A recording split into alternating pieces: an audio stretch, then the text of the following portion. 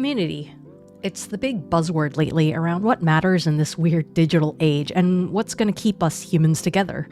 Everybody from influencers to digital marketing experts to even just your typical artist on YouTube is talking about how building a community is the most important thing to focus on in order to get ahead. Ahead in what, though? What's the one thing that all these people might actually have as their goal? And is community really the thing that's going to help us achieve it? What even is a community in the first place? And since this is a rant video of mine, of course I have to get pedantic about the definition of the word itself. When I hear the word community, what I think of is a group of people with the implicit goal of caring for one another. The explicit goal or connecting force is what makes communities different. It can be a shared interest, like art or jazz music or a very niche hobby. It can also be an identity, like being of a certain ethnicity or being LGBTQIA+. It can even be something like a goal or objective, such as medical research or animal welfare. Regardless of what that connective element is, what keeps the community together is their sense of shared responsibility to and for each other. But what makes one community last longer than others? Some fizzle out, while others carry on and even grow years and even decades later. Sometimes the community itself may no longer be around, but the relationships built from within there can continue on themselves. I myself have a couple of really close friends that I made almost 2 decades ago now from now defunct communities. R.I.P. Bakaneko, and shout out and leave a comment if you were there back in the Oakaki days, whom I still talk to almost every day. At the end of it, what brought us together, our shared interest in drawing, and sharing art using a horrendous Java applet back when drawing tablets were still rare, no longer exists, but the friendships do. So of course it matters that you find or build a community around something that you enjoy or that you're passionate about, because it will draw like-minded people to you. But does that necessarily mean that everybody in that community who shares that interest will still be your friends 10, 20 years from now? Of course not. A community can still be built on a weak connection point and stick around for some time. But for something to be really long-lasting, it has to have something deeper than just me and you being interested in macro photography or something. There's more than that, and like it or not, it really comes down to the people. We humans have evolved to be social. We need to be part of a community or a tribe in order to not just be happy and fulfilled, but actually survive. So what the hell does this have anything to do with what I think is the commoditization of community? First off, let me talk about the followers. What are the first things that come to mind when you think about what makes a community? There's obviously the shared interest aspect. It's not really much of a community unless there's something that brings the people together in the first place. But once they are together, what keeps them together? For objective-based communities like animal welfare or medical research, it's pretty straightforward. The end goal is what brings people together to reach that goal. For identity-based communities like LGBTQIA+ groups, there's not necessarily a goal or aim in mind, but as you can imagine from the fact that it's an identity, it's a defining feature of who the individuals are and the reason why they flock together. And of course, for the hobbies or interest-based communities, there's plenty of people to keep them in there by nature of the fact that they're involved in the hobby itself. Regardless of the type, the whole point of a community is that the members of it interact with each other in some way, whether it's by sharing ideas and tips and giving advice, or putting collective abilities and skills towards achieving something that is hard to do alone, or even just having fun and giving each other friendship bracelets. As I hear Swifties too, cannot confirm, as I am not a Swiftie. Everybody contributes something to the rest of the group.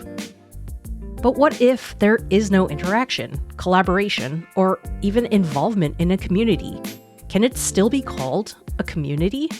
At that point, are people still part of a community, or are they just a group of spectators? Are they contributors, or are they just onlookers? Some time ago, I watched a video by Jack Conte, the CEO and co-founder of Patreon, giving a talk at South by Southwest. It had the really catchy title, The Death of the Follower. He talks about how having a large follower base doesn't do a whole lot anymore when it comes to building an online community. And it makes sense too if you think about it. Just because someone has hundreds of thousands of followers on Instagram or YouTube doesn't necessarily mean that all of those followers are interacting with the creator, or let alone with each other. And that's even before we get into the monetization aspect, but we'll talk about that in just a bit. One point he made that especially stood out to me was that the way online spaces allegedly mean to support a community are actually aimed at simply trying to increase the number of connections, rather than the depth of the connections. If I can paraphrase, it's aiming for growth in breadth, not depth. Yet building a community to be larger and larger without having deep connections will just make it that much more fragile the bigger it gets. What's the point of adding more people to your community if the thing that's supposed to bring you together, your core purpose, isn't strong? What's the point of trying to expand your house if your foundation is shaky to start with? Part of the issue with this feeling that some communities just aren't is because it feels like nowadays we're being told to make communities around certain people. And that's not necessarily a bad thing, of course. Fan groups of celebrities or other megastars is not unusual, nor is it even new. But at the end of the day, the people that the community is focused around may or may not actually even be involved. In that way, they're the central connecting point of the group, but they're not necessarily involved in the group. Here's a horrendously shoehorned analogy. Let's say a community is a solar system. Typically, there's a central star or binary star, or whatever. This is a ham-fisted analogy, not actual astronomy, so let's just go with it. And several planets orbiting around it. Some of those planets might even have their own moons or satellites orbiting them. The question is, what is the central star in that system? Is it a single person, like it is in the case for fan groups? Or is it a cause or concept, like a hobby? Who or what are the big planets in the system?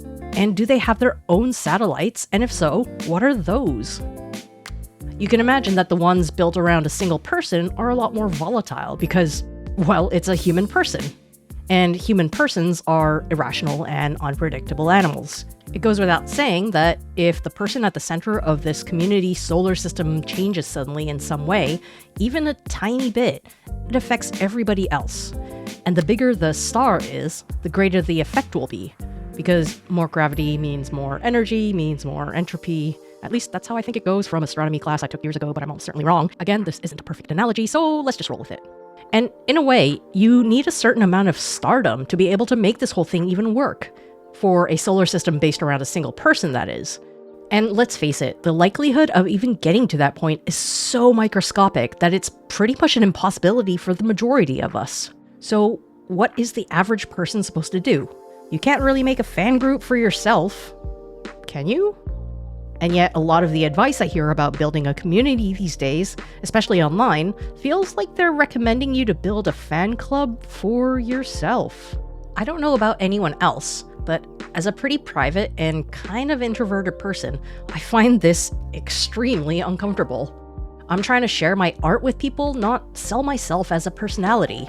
I mean, I'm sure some people are doing both, and that's totally fine. You do you, boo.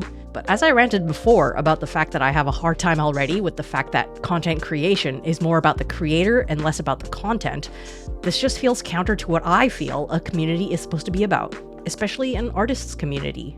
The way that I think of this is what direction the focus of the community is meant to be. If it's inward or just centered on a single person, it takes a lot more effort to keep the momentum going. After all, what do the other people do if the center is gone? And I don't mean permanently, but even temporarily. Think of a creator who's gone on hiatus, or, God forbid, took an actual holiday while self-employed. What happens to that community? More likely than not, the people will just disperse or even disappear. They go to find another place, another creators community to be a part of, if they weren't already a part of several at one time. It's easy enough to be involved in a lot of them because you're not really deeply invested in any one of them. And maybe in some weird way, it's kind of like a Pokemon game where you're just out to collect as many communities as you can. On the other hand, if the center of focus is outward or external, I don't think this scenario would play out in the same way at all. If anything, focusing on what you can give to the community is a much more solid basis than trying to get something out of it. That's not to say that you have to only ever think about other people and serve the community, but like much of life, it's a give and take, not just a take. By that logic, then giving money should count too, as well, right? A lot of the advice that I see lately, especially for artists, is to show our process. Behind the scenes, works in progress, all that jazz. And it totally makes sense. It's much more relatable to see the mistake-prone, failure-riddled process and imperfect human behind the end product, not necessarily the product itself. Humans are drawn to and connected by our stories. I heard somewhere once that stories are what separates humans from other animals, and I think there's some truth to that. If anything, I feel that what I want to bring to the world are the stories that only I can tell. And yet, there's also something to be said about the oversharing we seem to be encouraged to do in the same breath. I mean, aside from the oversharing that a lot of us neurospicy folks tend to do already, that is. It's been the joke ever since the dawn of Instagram that its sole purpose is to post about our lunches. And to some degree, that's kind of the point of social media after all. Sharing experiences and things that we can all relate to. But that quickly spiraled into just a one-upping contest. And now it's all about posting the perfectly aesthetic lunch, not just your plain and basic peanut butter and jelly sandwich. And I'm seeing the same trend now with artists even. All these sketchbook tours and studio tours are great for sharing the person behind the art. But are they really doing that? Or is it just another way of showing off while pretending that it's candid and genuine? Is it actually authentic? Or is it just another performance that has to be done? And again, I don't actually have a problem with people sharing the imperfections and progression instead of just the final piece. I find it inspiring, as I'm sure most others do, and it's actually something that I'm trying to do a little bit more of myself. What I do have a problem with is the fact that it usually ends up being a bit one-sided. In a community, every member contributes in some way or another. They all share something that gives value to everyone else. At least that's how I see it. But if only one person is contributing, and everyone else's contributions are simply to consume, is that really a community, or is it more like the person who contributes is a display piece or an exhibition? Even if the rest of the people in the group contribute financially, well, isn't that actually more like they're just buying access to the creator's personal life? Maybe I'm wrong, but that just doesn't feel so much like a community anymore. Not in a traditional sense anyways. It almost feels like rather than being a patron of an artist, it's actually more about buying the artist as the product, or at least access to the artist. On the other hand, maybe that's just what patronage is, or maybe even they're the same thing? It's probably a topic for another day. I guess what it comes down to is that what I want out of the communities I belong to, how I want it to be defined, is a group of people that I can relate to, who share my love of art. People that I feel comfortable showing the imperfect and incomplete parts of my creative process and getting honest and true feedback on it. But like a conversation, I don't want it to just be in one direction. I want the people in my community to feel comfortable to share their imperfect and incomplete selves, share all parts of their creative processes, so that I can give my feedback to them in return.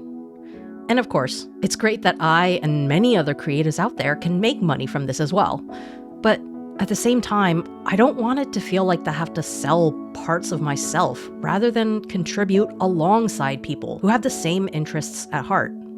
As an aside, this section probably makes little to no sense and ends in a weird way, if it even is an ending, but I have to remind myself that this whole YouTube channel isn't meant to be perfect. So here's me just trying to get something out there, warts and all, because I'm an imperfect human/bun after all. As I've been going through this essay, I realized that it probably sounds like I'm ungrateful at worst, hypocritical at best. It really isn't the case that I'm not grateful for all the wonderful people who support me in my art. I truly and sincerely am extremely thankful for everybody.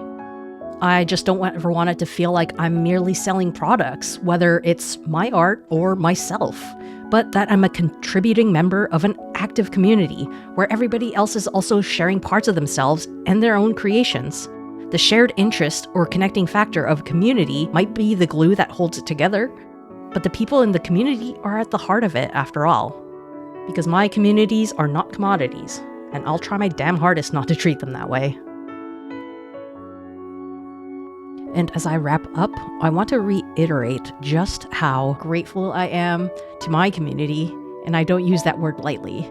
I'm under no illusions that my Patreon members are there because they have to be, or because they're obliged to, or at least I hope they don't feel that way. They're there because we have a shared interest, a commonality where we all give and receive something of value. Just knowing that they are interested enough in actively keeping up with what I create is enough for me to know that there is a shared connection there. Maybe it's the art, maybe it's something else. Whatever it is, I'm truly grateful for every single person who actually cares enough to want to forge that connection with me. Thank you for watching and listening to these winding ramblings of mine, and a really big thank you for over 200 subscribers on YouTube. To think that there are over 200 people out there who are actively interested in what I can make and try and contribute, it really means a lot. I can only hope that it helps myself and all of you to connect to each other in more meaningful ways.